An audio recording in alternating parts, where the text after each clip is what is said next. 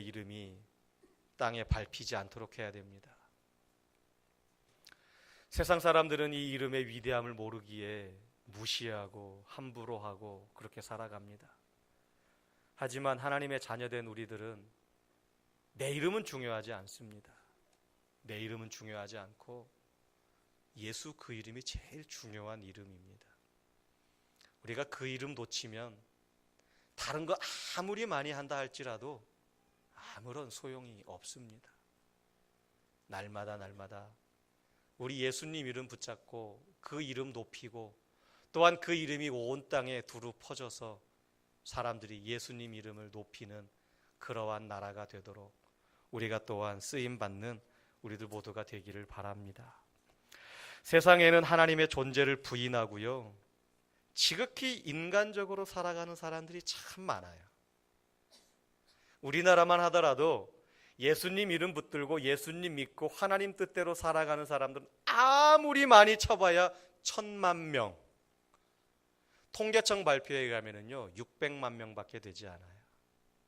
한때는 4분의 1이 그리스도인이라고 그랬잖아요. 지금은 4분의 1도 안 돼요. 5분의 1도 안 돼요. 그런데 더 문제는 뭐냐면요, 하나님 없이 살아가고 하나님 존재 자체를 부인하고 하나님 없이 살아가는 그런 사람들 중에도 인생을 참 지혜롭게 살아가고 사력 있게 살아가고 이해하고 배려하는 사람들이 참 많이 있다라는 겁니다. 자, 그렇다면 굳이 예수님 믿을 이유가 있나요? 자, 여기서 이제 문제가 되잖아요. 야, 예수 믿는 너희들은 그렇게 니들 멋대로 살고 나쁜 짓 다 하고 살아가는데, 야, 저 사람들 봐라. 예수도 안 믿지만 하나님도 안 믿지만 참 이해심도 깊고 사력 있고 남들 잘 도와주고, 내가 굳이 예수 믿어야 되나, 하나님 믿어야 될 이유가 뭔지 나에게 3가지만 한번 얘기해 봐라. 그러면 우리 기독교인들이 오늘날은 참 얼굴이 빨개질 수밖에 없어요. 왜 예수 믿으라고 해야 될까? 여러분들 그런 경험들 없으세요? 예수 믿는다고 하는 사람들이 맨날 뉴스에 나오는데 어디서 뭐 횡령했다더라, 뭐 했다더라. 야, 그런데 봐라, 저 사람은 예수도 안 믿지만 교회도 안 다니지만 얼마나 정직하게 성실하게 잘 살아가냐, 우리들한테 얼마나 잘해주느냐. 자, 그런 질문을 받았을 때, 그런 모습을 들었을 때 그 사람이 묻습니다. 자, 그러면 내가 이래도 내가 예수 믿어야 돼? 나에게 뭐라고 좀 얘기 좀 해봐봐. 여러분 뭐라고 답변하시겠습니까? 그래도 예수 믿어야 돼. 그래도 예수 믿어야죠. 대답 안 하실 거예요? 나에게 예수를 믿어야 되는 이유 3가지가 많으면 1가지만 이야기한다 하더라도, 내가 답변할 말이 없다 하더라도, 내가 아무리 궁지에 몰렸다 하더라도 그래도 하나님 믿어야 돼 라고 우리는 말해야 돼요. 하나님 믿는 유의감이 있거든요. 야곱은 에서의 쌍둥이 동생입니다. 형 에서는 장자였음에도 불구하고 경건치 않은 사람이었어요. 하나님 앞에 경건하지 않은 삶을 살았던 사람이 형 에서였습니다. 장자로서 누려야 될 많은 권리가 있고 의무가 있고 은혜가 있음에도 불구하고 이 에서라고 하는 사람은 그것을 그냥 헌신짝처럼 내버렸고 경건하지 못한 일에 앞장섰던 사람입니다. 그에 비해서 동생 야곱은 형처럼 용감하지도 못했고 활달하지도 못했습니다. 그러나 그 야곱의 중심에는 늘 누가 있었을까요? 하나님이 계셨어요. 야곱의 중심에는 늘 하나님이 있었습니다. 이런 야곱에게서 볼 수 있는 두드러진 특징이 뭐냐? 하나님의 은혜를 사모하는 열정이죠. 하나님의 은혜를 사모하는 열정. 우리는 날마다 야곱처럼 하나님께 기도하기를 힘쓰며 살아가고 있습니까? 우리는 야곱처럼 하나님의 말씀을 소중하게 간직하고 잘 보관하며 보존하며 하나님께서 주신 그 말씀을 정말 귀하게 여기며 그렇게 살아가고 있습니까? 우리가 야곱을 도둑놈이라고 욕하지만 야곱에게는요, 그 중심에는 하나님이 있었어요. 하나님께 은혜를 구하는 열정이 있었어요. 우리는 그 모습을 분명히 기억해야 됩니다. 문제는 야곱의 그 열정이 좀 지나쳐서 형으로 하여금 팥죽 한 그릇 주고서는 장자권을 속여서 받는 그러한 실수도 벌입니다. 그리고 아버지도 속여서 축복을 받잖아요. 열정이 없었다라고 한다면 그런 것도 안 일어났겠죠. 그렇죠? 하나님의 은혜를 사모하는 그 열정이 있었기에 어쨌든 야곱이 그렇게까지 갑니다. 근데 더 놀라운 사실은요, 야곱이 그런 인간적인 방법을 하고 실수를 하다 할지라도, 넘어진다 할지라도 하나님은 그의 실수에도 불구하고 하나님이 주시는 은혜를 받기 위해 간절히 사모하며 구하고 찾는 그 태도, 우리는 분명히 본받아야 할 신앙인의 모습입니다. 그 야곱 그렇게 실수 많은 사람이라고만 우리가 단정 짓지 말고요. 야곱이 왜 그런 실수를 하게 되었는가? 왜 아버지를 속이는 일까지 가게 되었는가? 하나님의 은혜를 사모하는 그 열정이 있었고요. 그 열정이 좀 지나쳐서 그랬어요. 열정도 없고 하나님의 은혜를 사모하는 마음도 없는 것보다 열정이 조금 지나치더라도 하나님의 은혜를 사모하는 야곱, 하나님께서 이 사람을 기억하십니다. 우리들에게 이런 야곱과 같은 열정이 우리에게 있나요? 우리는 이런 야곱의 열정을 배워야 됩니다. 하나님께 기도하는 사람들은 세상에서 좀 못나 보일 수 있습니다. 그러나 전능하신 하나님을 신뢰하고 그 은혜를 간절히 사모하며 하나님께 기도하기를 쉬지 않는 이들을 하나님은 결코 그냥 두지 않으십니다. 하나님의 은혜를 사모하는 자들에게 하나님은 결코 외면하지 않으십니다. 하나님은 그들을 기억하시고요, 그들에게 은혜를 더하여 주십니다. 살아계셔서 약한 자들의 기도에 귀를 기울이시는 하나님은 기도하는 이들의 부르짖음을 들으십니다. 그리고 분명 좋은 것으로 풍족하게 채워주십니다.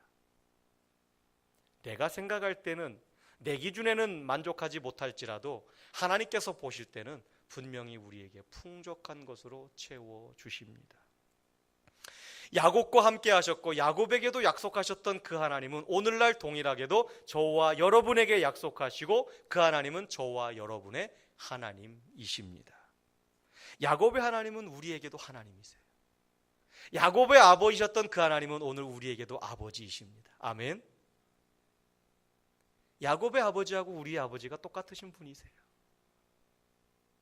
2000년 전에 역사하셨던 그 하나님께서 오늘도 역사하시고요, 2,3천 전에 하나님의 기도에 응답하셨던 그 하나님께서 오늘 하나님의 그 부르신 자녀들의 그 부르짖음에 응답하십니다.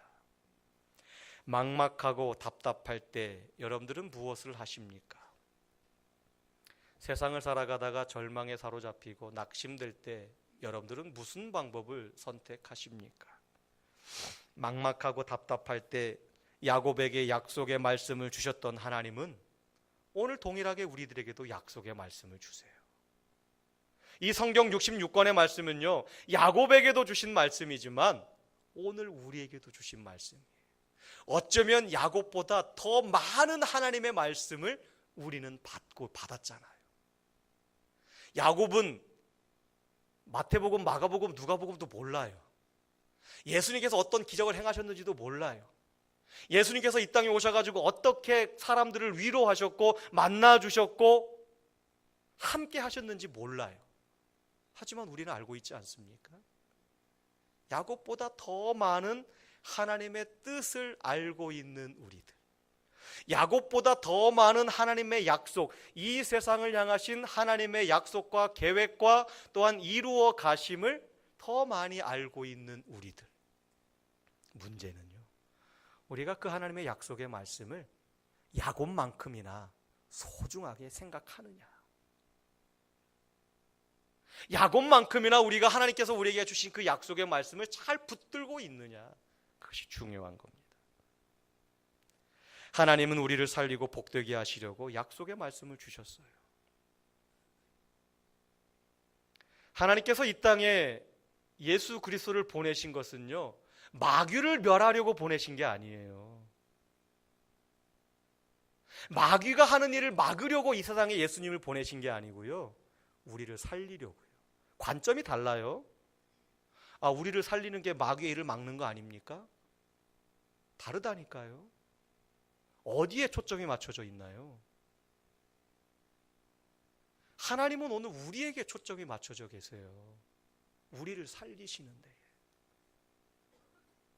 하나님께서 성경 66권을 통해서 왜 그렇게 말씀하셨을까? 그 말씀의 내용이 뭐냐? 한마디로 요약하면은요, 우리를 살려주시고 복 주시겠다고 하시는 약속의 말씀이에요. 그런데 우리는 과연 그 약속의 말씀, 우리가 그토록 좋아하는 축복의 말씀을 우리는 잘 기억하고 있고 붙잡고 있고 소중하게 간직하고 있습니까? 우리가 하나님께 기도하잖아요. 기도할 때 가장 확실한 응답에 받는 방법이 뭔지 아세요? 하나님께서 하신 말씀을 가지고 기도하는 거예요. 오늘 말씀에도 보니까 12절 말씀에 뭐라고 시작을 합니까? 12절 말씀 시작하는 부분 읽어볼까요? 시작. 아멘. 거기까지. 누가 말씀하셨다고요?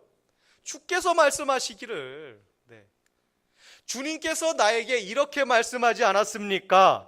나로 하여금 은혜를 베풀어서 내 씨로 바다와 모래알처럼 많아지게 하겠다고, 나로 하여금 고향으로 안전하게 돌아오게 하겠다고 약속하지 않았습니까? 하나님 지금 내 상황 아시지요?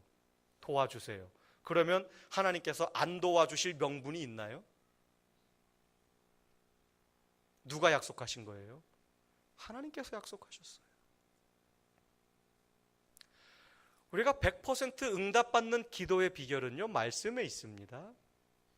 하나님의 말씀, 나에게 하신 그 약속의 말씀을 붙잡고 내가 기도하면 하나님 우리들에게 100% 응답하세요. 하나님은 우리를 살리고 복되게 하시려고 약속의 말씀을 주셨어요. 이 말씀을 내가 믿음으로 받으면 곧 내 삶 속에서도 약속의 말씀이 이루어집니다. 하나님의 뜻이, 우리를 통하여 이 땅에 이루고자 하시는 하나님의 뜻이 이 땅에 이루어지고 우리가 생각하는 그 축복, 복, 은혜, 우리가 감당할 수 없는 놀라운 은혜로 하나님은 축복해 주십니다.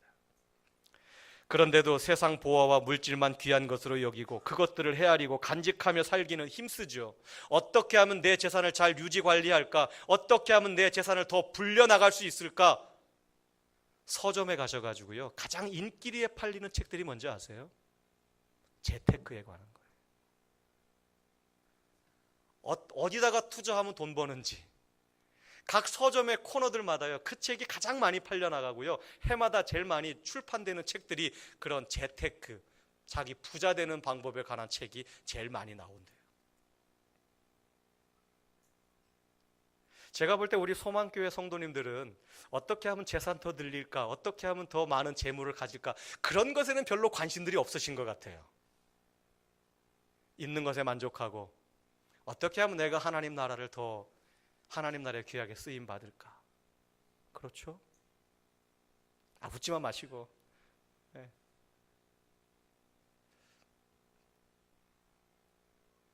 예수 믿는 우리들이 안 믿는 사람들과 다른 점이 뭘까?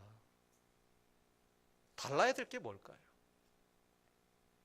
세상에서 누리는 부귀, 영화, 권세는요, 우리가 하나님 뜻을 이 땅에 이루어 갈 때 저절로 따라오는 것들이에요. 우리가 그것을 잡으려고 쫓아가 봐야 우리에게서 멀어질 뿐입니다. 오늘은 한 장로님과 이런저런 이야기를 하면서 지난 한 해 동안 하나님께서 베풀어 주신 은혜가 너무너무나 크다는 거예요. 사람의 생각과 방법으로는 도저히 될 수 없는 일들이었는데 하나님께서 순간순간 기가 막히게 인도하신다는 거예요. 내가 그렇게 하려고 애쓰지도 않았는데도 하나님께서 도와주셨다는 거예요. 아마 내가 그렇게 하려고 애썼다면 나도 힘들고 일도 안 되고 그랬을 텐데, 그러면서 진짜로 하나님의 은혜가 아니었다면 오늘까지 올 수 없었노라고 고백하시는 걸 제가 들었습니다. 하나님의 말씀을 귀한 것으로 여기지도 않고 하나님의 약속의 말씀을 가까이 하지도 않고 잘 간직하며 살려 하지 않는다면 얼마나 어리석은 사람이겠습니까? 성경의 말씀을 약속의 말씀이라고 우리가 다른 사람들에게 이야기는 합니다. 축복의 말씀이라고 이야기는 합니다. 그런데 정작 나는 그 말씀을 가까이 하지도 않고 읽지도 않고 기억도 안 나고 우리에게 무슨 유익이 있을까요? 주님을 믿는 하나님의 자녀이면서도 정작 하나님의 말씀은 까맣게 잊고 산다면, 그래서 하나님의 복을 알지도 못하고 받지도 못하고 누리지도 못한다면 얼마나 안타까운 노릇입니까? 우리는 하나님의 말씀을 가장 귀한 보화로 간직하고 살아야 됩니다. 세상에서 당하는 어려움과 문제의 해결책이요, 이 말씀 안에 있습니다. 하나님 말씀 안에 우리의 인생이 다 들어있어요. 땅에서 잘 되는 것, 부귀영화 누리는 것, 물론 그것이 하나님께서 주시는 은혜에 비할 바는 안 되지만 그것들도 이 안에 다 들어있다라는 것입니다. 하나님은 야곱의 방식처럼 우리들이 기도하기를 원하십니다. 신실하시고 세밀하신 하나님은요, 야곱의 방식을 따라서 우리가 기도할 때 우리에게 분명히 응답해 주세요. 야곱은 그 비결을 알았어요. 그것이 뭡니까? 앞서서 말씀을 드린 것처럼 하나님께서 주신 약속의 말씀을 붙잡고 기도하는 겁니다. 약속의 말씀을 붙잡고 기도하는 것. 주께서 말씀하시기를 이라고 야곱은 기도하고 있어요. 하나님께 지금 기도하는데, 지금 위기 속에 기도하는데 뭐라고 기도합니까? 주께서 나에게 말씀하시기를 이라고 하면서 하나님께서 자기에게 하신 말씀을 쭉 이야기해요. 하나님께서 그 기도에 응답하십니다. 주님께서 친히 말씀하셔서 반드시 은혜를 베풀어 주겠다 약속하셨으니 응답하여 주십시오라고 간구하는 겁니다. 기도란 하나님께 드리는 것이기에 하나님께서 주신 약속의 말씀을 붙잡고 드리는 기도만큼 강력한 기도는 없을 것입니다. 그러기에 우리가 기도를 드려서 풍성한 은혜를 얻고자 한다면 무엇보다 먼저 하나님의 약속의 말씀을 우리의 마음속에 많이 간직해야 됩니다. 하나님의 뜻이 무엇인지, 하나님이 이 땅을 향해 가지고 계신 계획이 무엇인지, 하나님이 나를 부르신 이유가 뭔지, 하나님께서 나를 부르셔서 이곳에 세우신 이유가 뭔지, 우리는 그것을 많이 알아야 하나님 앞에 제대로 기도하게 되고 하나님께서 우리에게 응답해 주시지 않겠습니까? 하나님의 말씀은 그 한 말씀 한 말씀이 우리 마음에서 보석처럼 빛을 발하며 하나님께 드리는 기도에 힘을 실어줍니다. 하나님은 그 빛나는 보석을 보시고 기뻐하시며 우리의 기도에 온전히 응답해 주십니다. 여러분들, 기도하실 때마다 야곱처럼 한번 기도해 보세요. 야곱처럼 주께서 말씀하시기를 이라고 하는 말씀으로 우리가 한번 기도해 보시길 바랍니다. 내가 지금 구하고 있는 이것이 터무니없는 것이 아니라 주께서 나에게 주시겠다고 약속하신 것 아닙니까? 우리가 그렇게 한번 기도해 보시길 바랍니다. 하나님께서 주시지 않고는 계실 수가 없는 거죠. 우리 부모님들도 자녀들이 뭐 해달라고 할 때 빼도 박도 못하는 경우가 있잖아요. 몇 년도 몇 월 며칠 몇 시에 어디에서 엄마 아빠가 우리에게 이렇게 약속하지 않았습니까? 딱 들이밀면 야, 그땐 그때고 지금은 지금이지라고 말할 수 있어요. 그러면 신뢰가 이제 신뢰도가 떨어지는 거죠. 분명히 약속을 했잖아요. 그럼 부모님들도 분명히 증거 자료가 있으니까 약속을 지키시려고 하잖아요. 또 힘들어서 야, 조금만 기다려라 말씀하실 수는 있어요. 하나님도 마찬가지예요. 성경 말씀은 약속의 증표예요. 증거예요. 그 증거를 들이대고 기도하는데 하나님께서 우리의 기도를 거절하신다? 그건 있을 수 없는 일입니다. 다만 보류시키실 때는 있어요. 조금만 기다려라. 또 경우에 따라서는 약속에 있는 말씀을 내가 가지고 기도한다 할지라도 내가 그것을 받을 만한 준비가 안 돼 있을 때는 하나님께서 거절하기도 하세요. 하지만 하나님은 다 들으시고 기억하십니다. 사랑하는 성도 여러분, 기도하면 응답이 반드시 있습니다. 특별히 기도하시되 약속의 말씀을 붙잡고 성경 말씀을 붙잡고 하나님께 기도하시길 바랍니다. 하나님께서 그 기도에 응답하여 주십니다. 오늘도 우리가 허공만 치는 헛힘만 쓰는 그런 기도가 아니라 나 혼자만 막 떠들고 그냥 끝이 나는 그런 기도 아닌 기도를 하는 우리들이 아니라 야곱처럼 하나님의 약속의 말씀을 붙들고 기도하고 하나님의 놀라운 응답을 받고 살아가는 우리 모든 소망교회 성도들 되시기를 주님의 이름으로 부탁을 드립니다. 참 좋으신 아버지